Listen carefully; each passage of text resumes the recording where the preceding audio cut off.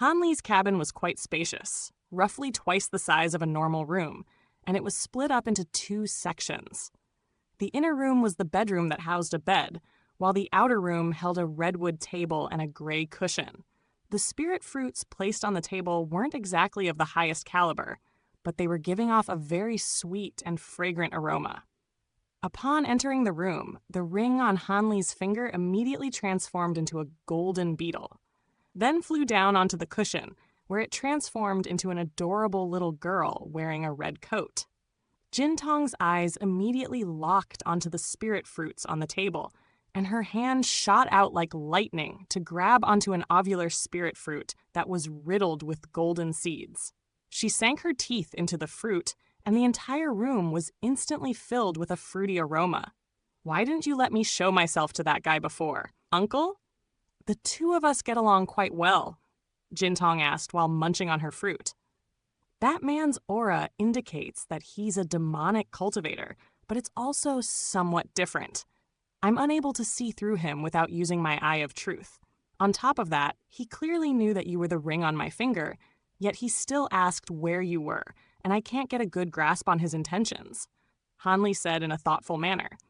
"Are you saying that he's plotting against us, Uncle?" Jintong asked.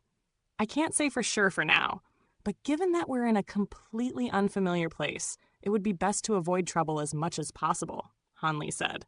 "It would be great if he's considering coming after us. I'd have another golden immortal stage nascent soul to eat then." Jintong mused with a sly grin. Hanli was left feeling rather speechless upon hearing this. He was just about to warn Jintong not to start any trouble when his expression abruptly stiffened slightly. "What's wrong, Uncle?" Jintong hurriedly asked.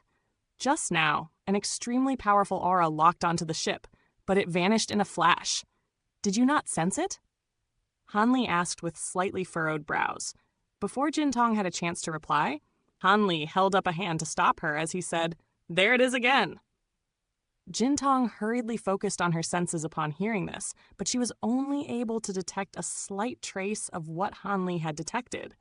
"Did you feel that, Xiaobai?" she asked in a hesitant manner. The jade pixie offered no response as it hung motionlessly from Hanli's waist. "How dare you ignore me?"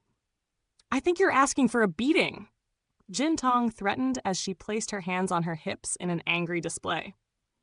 "I'm not ignoring you. I just didn't want to show you up. I already sensed that aura the first time that it appeared," the jade pixie explained. "So you're saying you're better than me?" Jintong asked as she raised an eyebrow. No, not at all.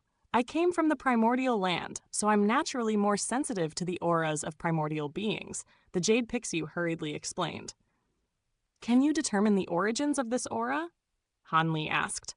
"I was born in the primordial land, but I was captured by primordial hunters not long after I was born, and I only learned from Gongshuju that I was a primordial true spirit. Hence, I don't actually know much about the primordial land. All I can do is detect this aura, but not discern it," the jade pixie replied. Right as Hanli was about to speak, that faint aura encompassed the entire ship once again. "You stay here," he said to Jintong, then flew out of the room to emerge onto the deck outside. As he did so, he discovered that there were only around 20 people on the deck gathered together in small groups, chatting with one another in a relaxed manner, and it was clear that none of them had detected this aura. On the other side of the deck, he spotted the familiar figure of Shi Chuankong, who was currently looking around with a peculiar expression. He faltered slightly upon spotting Hanli, then gave him a knowing smile, in response to which Hanli gave a slight nod before returning to his cabin. After sweeping over the ship 3 more times, the powerful aura finally disappeared once and for all. However, Hanli remained on his guard, not daring to grow complacent at all. In fact, his wariness was only continuing to grow by the day. Over 5 months passed by in the blink of an eye. The journey proved to be rather uneventful, and the ship was about to reach the primordial land. Early in the morning, a cool morning breeze was blowing from the primordial land. Hanli stood on the ship with his hands clasped behind his back, peering into the distance with blue light flashing in his eyes. At the end of his field of vision was a speck of green, indicating that there seemed to be an oasis on the distant horizon. There were already close to 100 people gathered on the deck, all of whom were passengers who were eager to disembark. Jintong was standing beside Hanli, but copying him by clasping her hands behind her back as well, and she asked, "Are you still worried about that aura, Uncle?" "No. I'm thinking about how we should proceed once we reach the primordial land. There are quite a few disparities between the maps we purchased and the one given to me by Worm 3. I feel like the route that she gave me isn't actually the safest one, seeing as I haven't truly agreed to join the Reincarnation Palace. At the very least, the supplied route seems to be incomplete," Hanli replied with a shake of his head. "Aren't you tired thinking about so much all the time? If there's no good path to take, then let's just establish one of our own." Jintong proposed with a nonchalant smile. Right at this moment, an alarmed voice rang out from within the crowd. "What's that?" "Something's coming from over there." Hanli turned to discover a long black line that was rapidly surging over the distant horizon like a black wave, and he could clearly see that this black line was comprised of countless giant creatures with human faces and black scorpion bodies. Each of the creatures had a thick and burly tail, at the end of which was a crescent-shaped hook that was giving off a cold and menacing gleam. "Those are man-faced scorpions!" someone exclaimed. Man-faced scorpions weren't particularly powerful among the demon beasts residing in the Sea of Sand, but there was an extremely vast number of them, and in the face of a beast tide of man-faced spiders, even true immortals would struggle to keep them at bay. Right at this moment, a deep and resonant voice rang out from the top floor of the Luchuan. "There's no need to panic."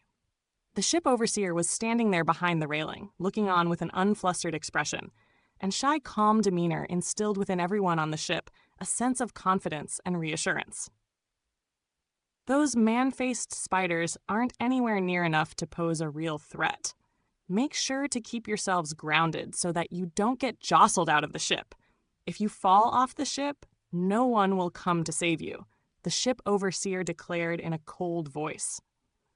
All of the passengers with lackluster cultivation bases hurriedly distanced themselves from the railing of the ship upon hearing this for fear of falling overboard, and some of them returned to their cabins altogether. Hanli paid no heed to the warning as his gaze remained firmly fixed on the black wave in the distance. "There's something else there in addition to man-faced scorpions," Hanli said as his brows furrowed slightly. Jintong had also climbed onto the railing of the ship to look into distance through narrowed eyes. The sand beneath the wave of man-faced scorpions was constantly undulating, indicating that there was something traveling through the sand at a rapid speed. "It's coming!" Hanli said as he hoisted Jintong down from the railing. The wave of man-faced scorpions quickly arrived to block the ship's path. Each man-faced scorpion was the size of a fully grown ox, and they were climbing on top of one another in layers, forming a small black mountain in front of the ship in the blink of an eye. The ship overseer's brows furrowed slightly, and he seemed to have also realized that something wasn't quite right. Such a large-scale scorpion tide wasn't very common, but it wasn't an unprecedented occurrence either. However, never had the man-faced scorpions ever attacked in such an organized fashion. Before he had a chance to get a grasp on what was happening, the ship had already crashed heavily into the Black Mountain with a dull thud. The ship shuddered violently as it was slowed down significantly, and the yellow light barrier around it instantly began to glow brightly. Immediately thereafter, all of the patterns engraved onto the ship also lit up, and the ship abruptly began to accelerate, forcing its way straight through the Black Mountain. A string of grotesque cracks rang out incessantly, and it was the sound of countless man-faced scorpion exoskeletons being shattered one after another. Everyone on the ship stabilized themselves while cheering at what they were seeing. Hanli was holding onto Jintong with one hand while leaning over the ship's railing to peer into the sea of sand down below. The yellow sand down below was churning incessantly, and there were countless yellow demon beasts that resembled maggots the size of dogs squirming and writhing within the sand. Hanli was quickly able to identify these things, and he immediately yelled, "There are sand beasts that are eating away at the ship from below." Everyone was very alarmed to hear this, and they hurriedly rushed over to the railing of the ship to look down below. At this point, there were already countless squirming sand beasts clinging to the ship, and its metal casing was already riddled with countless holes.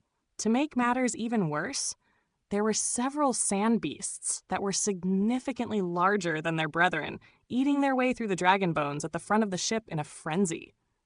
These sand beasts had virtually no facial features, and if it weren't for their circular mouths that were lined with sharp fangs, it would be impossible to tell which end was their head and which was their tail.